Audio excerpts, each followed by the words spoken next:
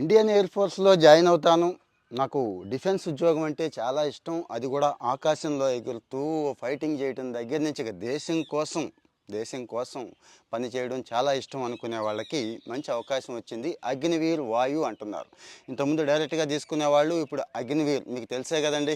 అగ్నివీర్ నుంచి కొంత 25% తర్వాత రెగ్యులర్గా తీసేసుకుంటారని, అగ్నివీర్ అయిపోయిన తర్వాత బయట కూడా ఇప్పుడు చాలా అవకాశాలు అయితే కల్పిస్తున్నారని, అగ్నివీర్ అయిపోయి బయటకు వచ్చే ముందు ఇన్ని లక్షలని ఇస్తున్నారని, నెల జీతం 30 నుంచి 40 వేలు తక్కువ లేకుండా ఇంకా సౌకర్యాలు అన్నీ ఉన్నాయని తెలిసిందే కదా.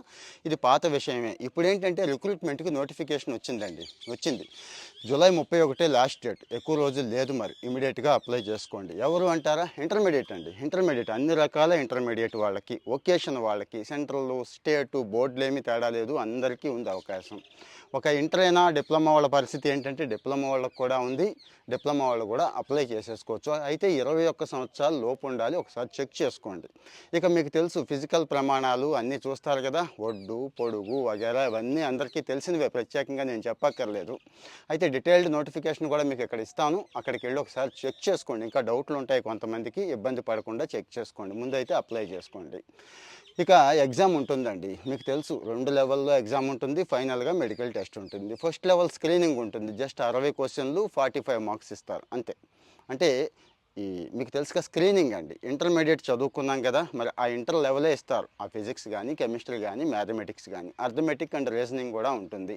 ఇక్కడ స్క్రీనింగ్లో సెలెక్ట్ అయిన వాళ్ళకి, అంటే మంచి ర్యాంక్స్ వచ్చిన వాళ్ళందరికీ కూడా తర్వాత ఫైనల్ ఎగ్జామ్ పెడతారు. ఆ తర్వాత మెడికల్ ఎగ్జామ్ ఉంటుంది. ఇక్కడ ప్రధానమైన సమస్య ఏమొస్తుందంటే, రాష్ట్ర ప్రభుత్వాలు ఇచ్చే డిఎస్సీలు కానీ, ఏపీపీఎస్సీలు కానీ, అబ్బో 10 పోస్టులున్నా 1,00,000 మంది అప్లై చేస్తారు. ఇలాంటి చోట్ల గవర్నమెంట్ ఆఫ్ ఇండియా పోస్టులు కొన్ని లక్షల పోస్టులు, వేల పోస్టులు ఉన్నా కానీ మన తెలుగు వాళ్ళు ఎందుకో ఈ మధ్య వెనకబడిపోతున్నారు. మరి అవగాహన లేకపోతే భయపడిపోతున్నారా, లేకపోతే దూరం వెళ్ళి ఏం పని చేస్తాం అనుకుంటున్నారో నాకైతే అర్థం కావట్లేదండి.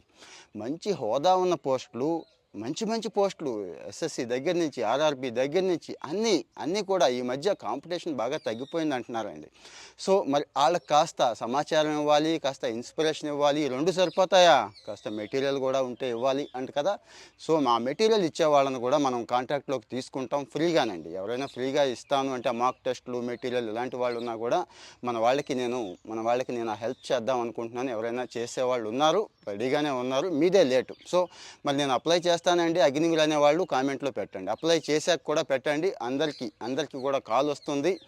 ఏం భయపడక్కర్లేదు. కొద్దిగైనా హెల్ప్ చేయాలనే ఉద్దేశంతోనే. సో మన వాళ్ళకు కూడా షేర్ చేయండి, మర్చిపోవద్దు. ఫాలో అవుతూ ఉండండి. Thank you.